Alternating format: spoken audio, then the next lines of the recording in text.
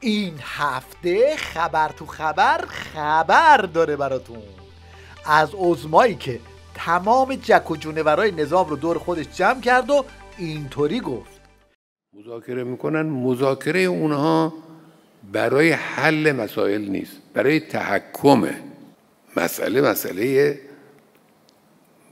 هسته‌ای فقط نیست که حالا راجع به مسائل هسته‌ای صحبت کنن، طبقات جدیدی رو مطرح میکنن که این طبقات جدید از طرف ایران قطعاً برآورده نخواهد شد.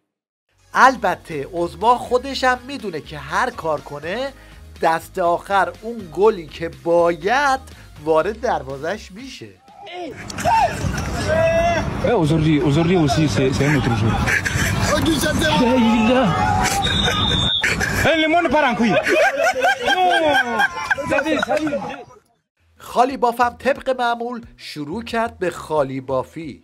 ما منتظر هیچ نامه از سوی آمریکا نمیمانیم و معتقدیم با استفاده از ظرفیت‌های عظیم داخلی و فرصت‌های توسعه روابط خارجی با دیگر کشورها میتوان به چنان جایگاهی رسید که دشمن چاره‌ای جز رفع تحریم در قالب ادامه مذاکرات با کشورهای باقی مانده در برجام نداشته باشد.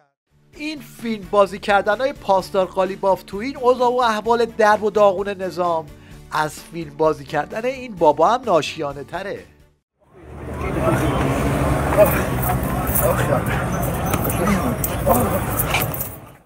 حالا برای اینکه معلوم بشه منظور خالیباف از ظرفیت‌های عظیم داخلی چیه، به این خبر توجه کنید. 61 تن طلا رو از بانک مرکزی میدزدن. کی میتونه همچین حجمی از طلا رو بدزده؟ یک نفر، علی خامنه ای فقط میتونه این کارو بکنه، حاکم اون کشور. باید اونقدر قدرت داشته باشه که بری بانک مرکزی رو خالی بکنی توی این دم عید، توی این شرایط گرونی. البته ورود این 61 تن طلا به جیب آخوندا یه چیزی تو این مایه هاست.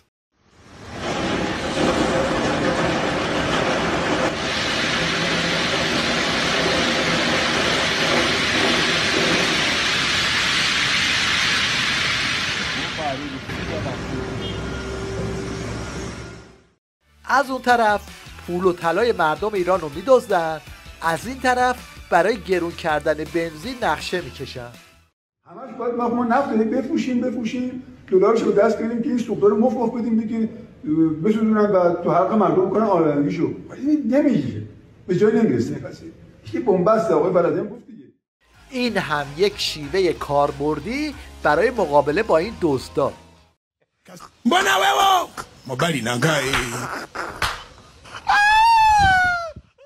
تو وضعیتی که مردم نون ندارن بخورن، مداها و اوباشای حکومتی اینطوری از پرشه حرف میزنن.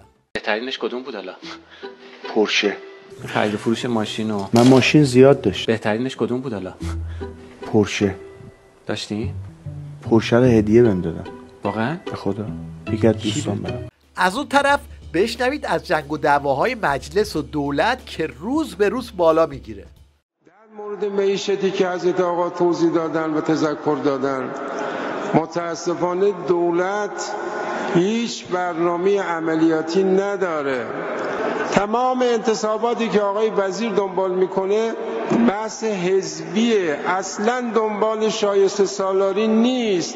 ما دنبال حل مشکلات مردمیم. اینا یه تعداد آدمای فسیل پوسیده درمونده دارن که میخوان به اینا مسئولیت بدن. البته تو دعوای اینا بازنده اصلی عظماست.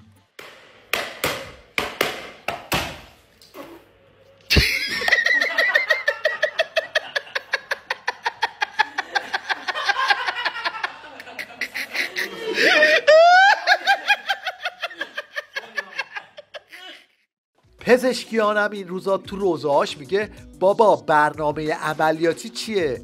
من میخواستم بازنشست بشم برم باغبونی، یعنی کلن حسش نیست. گفتم خب برای بازنشستگی، حالا اینجا که نمیخواد بازنشسته شدی، میخوای چیکار کنی؟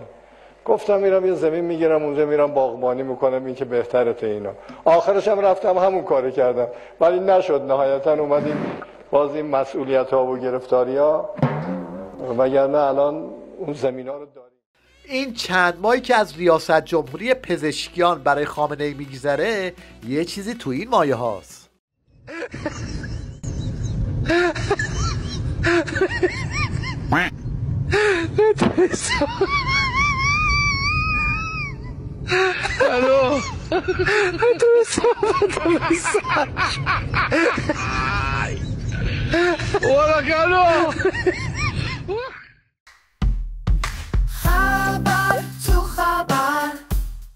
مشنگستان این هفته رو با این سوتی یا بهتر بگیم اعتراف زرشکیان شروع میکنیم.